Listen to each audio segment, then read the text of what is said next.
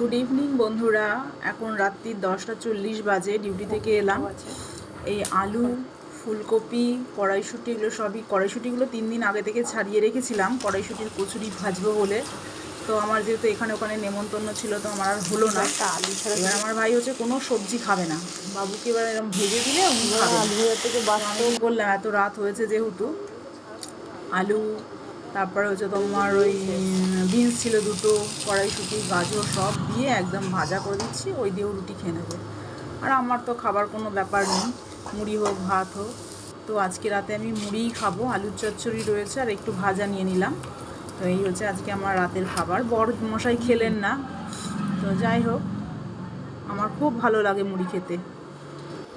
মুড়ি চিবোতে হবে বলে মুড়ি খেতে কেউ পছন্দ করে না, কিন্তু সত্যি কথা বলতে আমার মুড়ি, আমাকে 10 বেলা দিলেও আমি 10 বেলা মুড়ি খাবো। 10 বেলা যদিও খাওয়ার সময় পায় না মানুষ, কখনোই খায় না, তো এটা কথার কথা। আর আমার বরকে এক মুঠ মুড়ি দিলেই ওর মুখটা এইটুকুনি হয়ে যায়। এরকম লঙ্কা লঙ্কা খেতেও আমি খুব ভালোবাসি, কামড়ে কামড়ে লঙ্কা।